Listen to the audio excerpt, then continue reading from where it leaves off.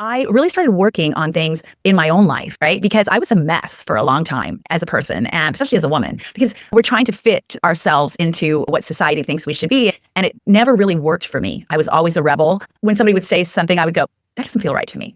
And a lot of times women go, it doesn't feel right to me. And they proceed anyway.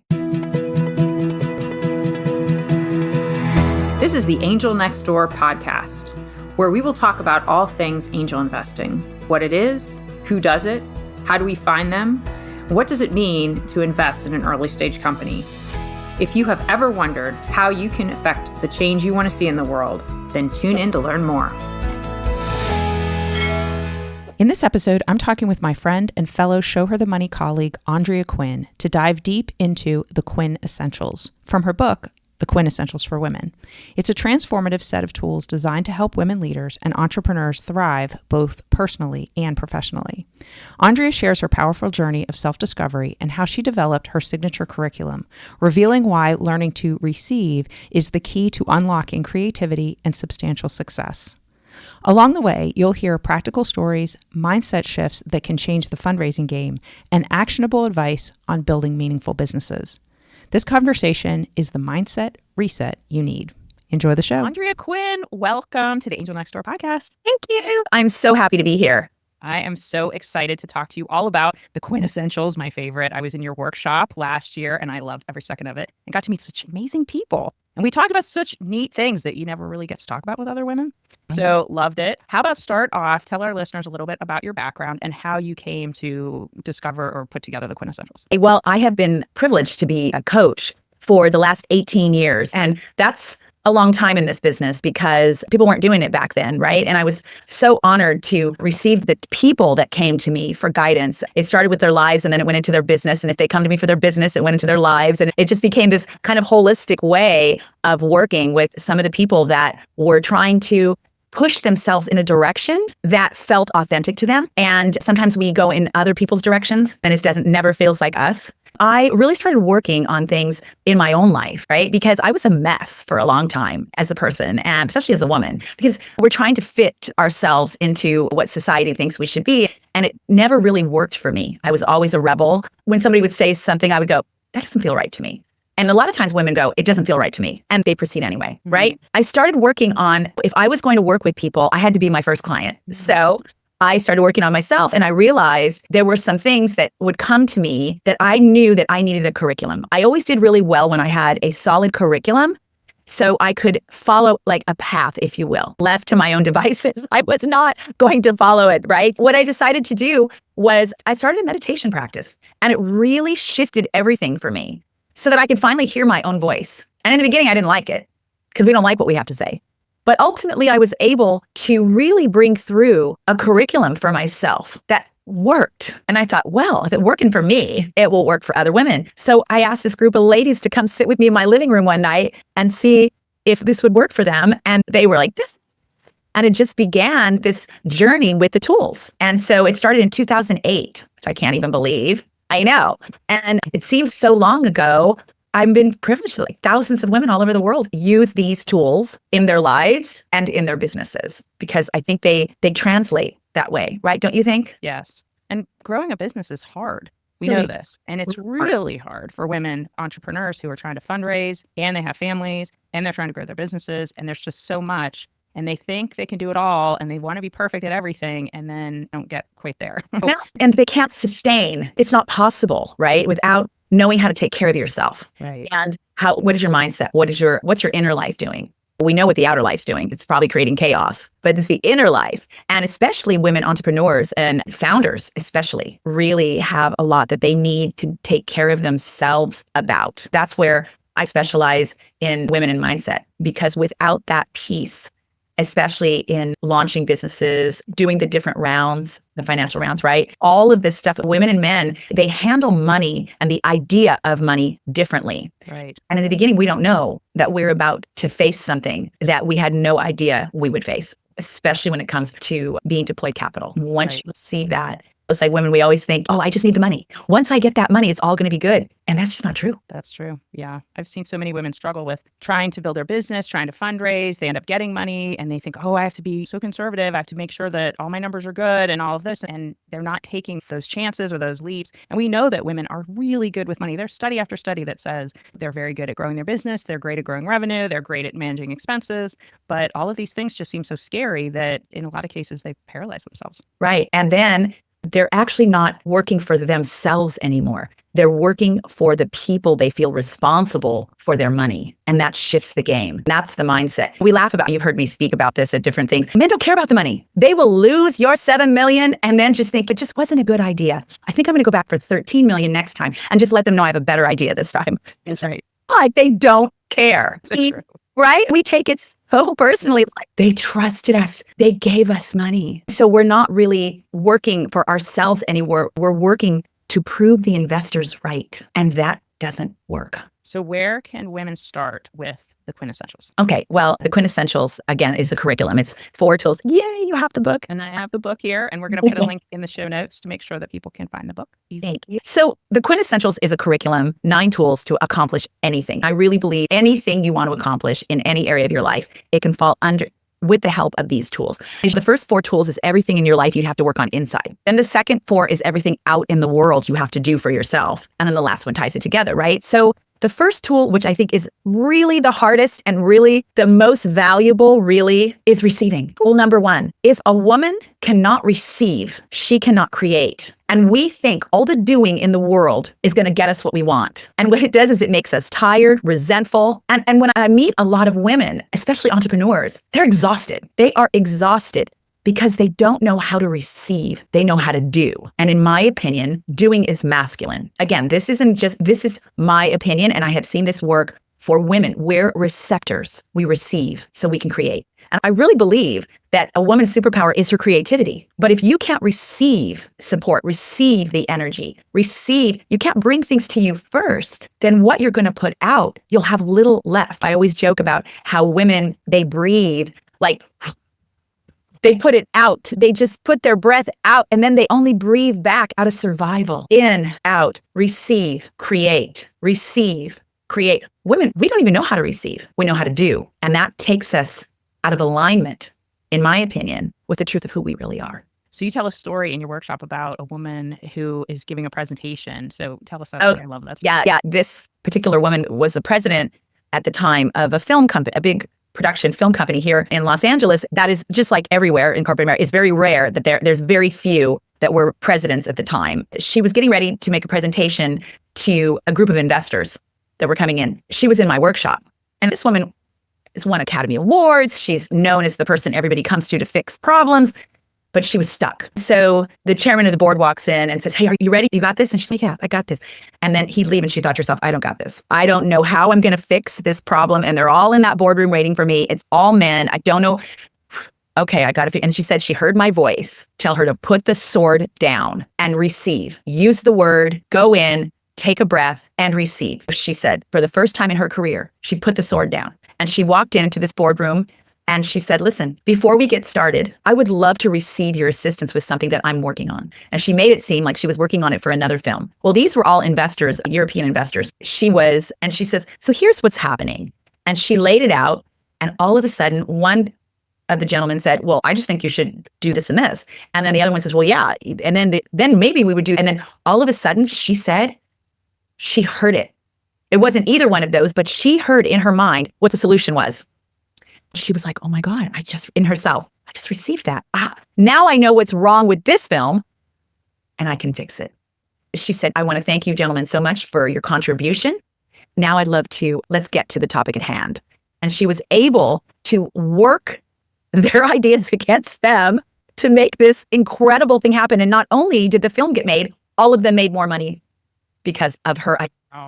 But she couldn't go in and just say, I can't figure this out. Because that's disempowering to a woman to go to a group of men. And then, of course, then they're going to be like, oh, okay, well, of course you can't. We don't, it is. When she said, I would love to receive your assistance with something. She said she felt in her mind, she heard every sword go shh in the room because they want to be of service. And she needs to receive to create. And out of that Mobius of energy, we create magic. It is really, I have seen it time and time again, where when a woman can say, I need to receive this, people go, they listen, they go, huh? We're the ones that feel weird about saying it. But I really do believe that we are coded somewhere in our DNA for this, because our bodies are receptors, right? We receive. So it makes sense to me that this would work. And it does. It does work. And you know what? After I was in your workshop and I told my husband the whole story, so he even knows about using the word receive. If I still say to him, and I do it to this day, I would like to receive your help with, and just fill in the blank, like the dishes, anything, right? And you know what? He is then like, he knows that's like the key word now, receive. Yeah. Yes, I need to receive, because what we receive when we don't do it all is the energy to create the lives we want, to run the businesses we want, to scale in a way that feels authentic and good to us. But we can't do it tired, and we certainly can't sustain it. And how about the scary statistics of how sick we're getting young as women? We have more power than we've ever had, more money than we've ever had, and younger diagnoses than we've ever had. Something has to shift. And I believe that the beginning of your journey has got to be with acknowledging, bringing things to you.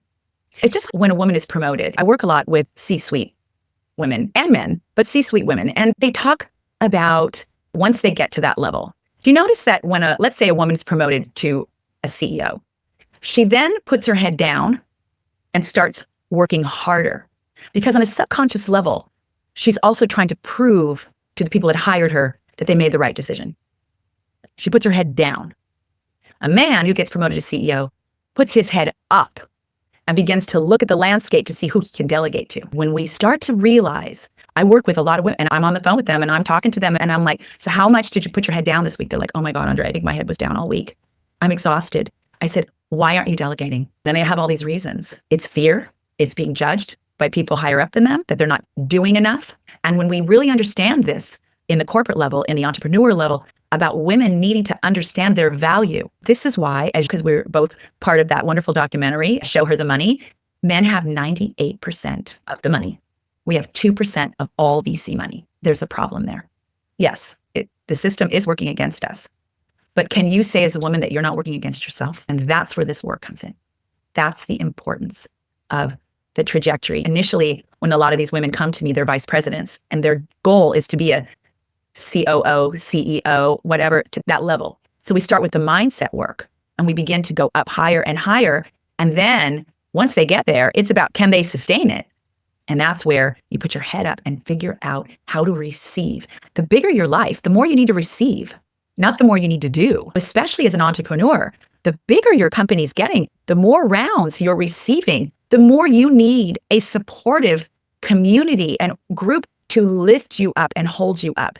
It's not for you to be carrying the weight of more employees or more clients on your back. Does that make sense? Totally. Yeah. I mean, there's so much wisdom in your book and all of the things that you teach. I love it. We could sit here for hours. We could have a whole podcast episode just on receiving, which I absolutely love. But the other thing that I think is really relative here for entrepreneurs is what you teach about snippets. Yeah. Because I'm skipping ahead, but That's I think fine. it's important because it's like that whole idea of manifesting what it is that you want. So tell us about that. Yeah. Well, snippets are small moments in time. I studied visualization, and Shakti Gawain's Creative Visualization is still one of my favorite books of all time. It's the greatest little book, and it's still on the top as far as being rated a power book for human beings, because there's that old saying, if you can't see it, you can't be it. And so you have to be able to see your success. When I work with people, we get to the end game.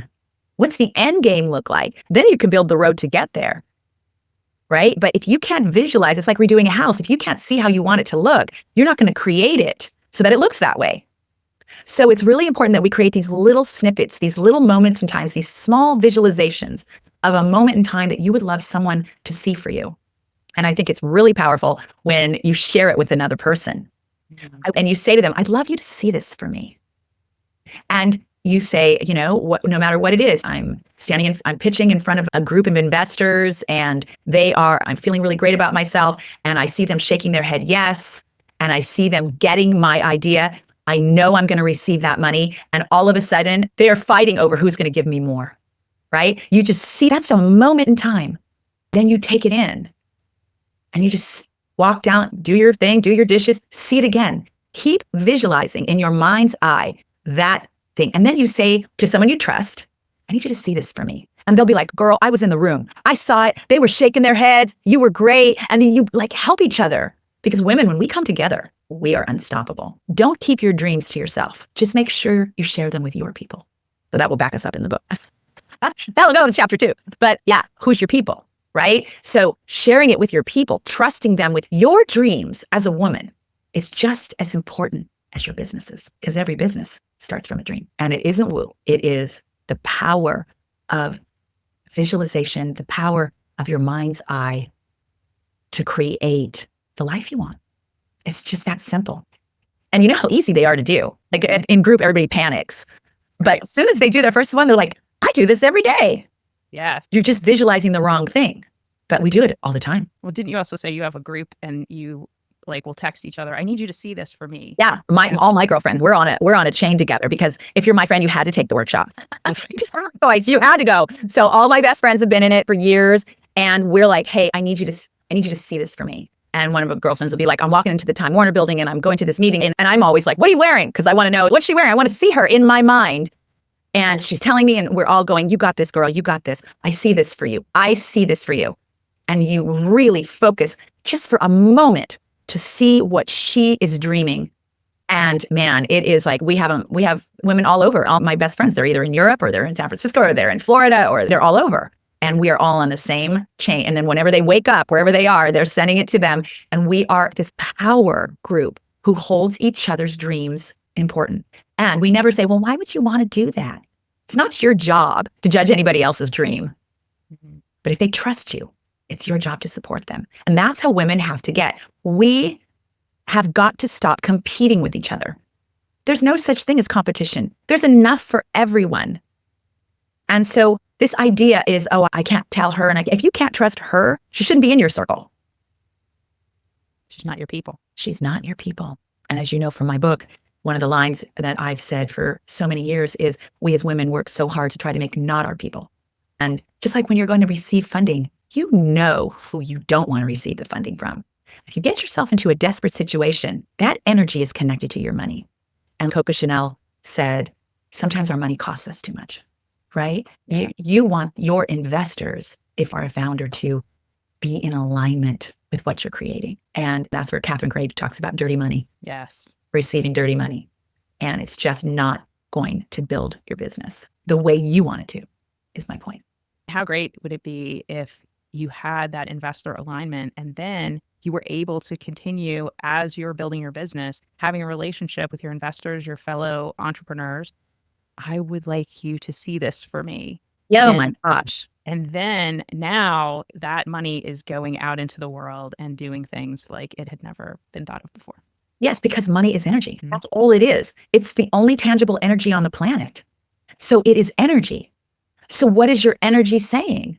That's how responsible we have to become, especially as women with money, right? Because the Dalai Lama said, this world will be saved by the Western woman. And he proclaimed that in 2009. And as soon as he did, I was like, shit, now I got to get my shit together. I got to do something about this. I got to do something about this, right? But if the world's going to be, and I think what he meant to say is, this world will be saved by women. It may start in the West, but we will support each other all over the world. And when we do, that energy is what the world is waiting for us to heal it with. And I really think it's a responsibility. It's just like, I know you as an investor, you're investing where you want your energy to go. Right. Which is why, look at your book, Do Good, Doing Well, right? That's the mantra. That's what needs to be happening. So we get so desperate sometimes as women that we're holding on to our 2%. We need to get that money. You need to get support to shift your mindset so that you can just begin to get in a receptive place so that you could create this life you want. But I don't know one woman who doesn't want to create for the world. Every woman who has ever come to me, she says, well, I want to do this, but I want to do this because it's not about her getting more money. There is always a cause at the end of her rainbow. And those people are waiting for you. They're waiting for you. So it's never about you, right? Never. Even if you feel bad asking for it, it's never about you. And that's what I love about women's businesses. It's always for others. So that mindset, you have to begin to become responsible with your thoughts, with your mindset, with how you talk, with how you show up, and how you receive. I think that's just really the beginning. And it is work. It's work. But the end result is magical. I love getting the phone calls. Oh my God, I'm so excited. And they received it. And they get the work that they did on themselves to get there. Amazing. So we've talked a little bit about the workshop. Tell us a little bit more, because we're going to put information in the show notes, and you run it a couple times a year in different places. So give us a little background so that people who are interested can know about it. Oh, thanks. Well, my website for the groups is thequinnessentials.com, the same as the book title.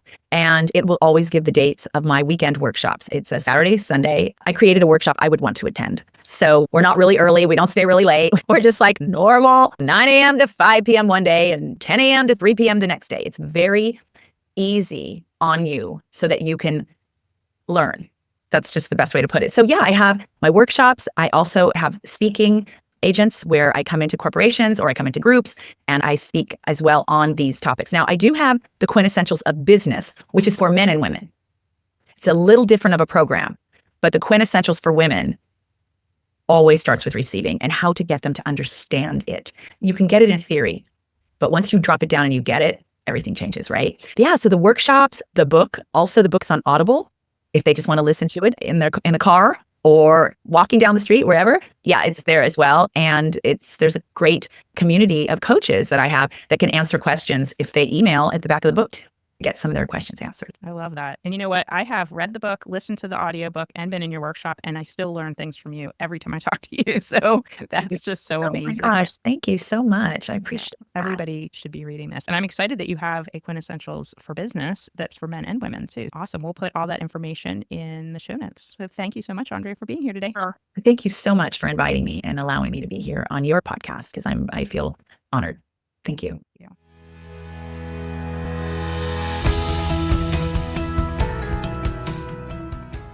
Thanks for listening. To connect with me, visit my website at marciadawood.com. And please subscribe, follow, and leave a review.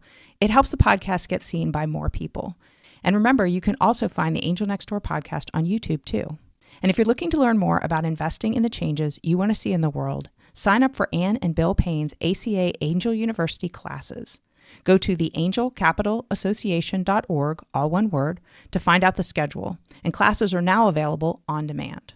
Many classes are offered, everything from angel investing basics, which include fundamentals, risk, due diligence, term sheets, valuations, returns and portfolio strategy, and even a class on group formation. There's even a deeper dive where you can get advanced classes, including capitalization tables, startup boards, and exit strategies. If you're not already a member of the Angel Capital Association, you can become one for a low price that will give you unparalleled access to discounts, free webinars with a huge archive of content, networking opportunities, and much more. We'd love to have you join us. All content for this website is informational and not intended to serve as legal, tax, accounting, or investing advice. While Marcia, that's me, does serve on the SEC Small Business Capital Formation Advisory Committee, my views are my own and not the views of the SEC or my fellow colleagues on the committee. Our speakers and hosts are thoughtfully selected for their educational value, but their opinions are their own and do not necessarily represent the views of the host, me, or the Angel Capital Association, and neither specifically endorse the use of presenters' products or services. Listeners of the podcast should consult their own tax, investing, legal, or accounting advisors before making important financial decisions. All warranties, including accuracy, completeness, and suitability for specific purpose, are disclaimed.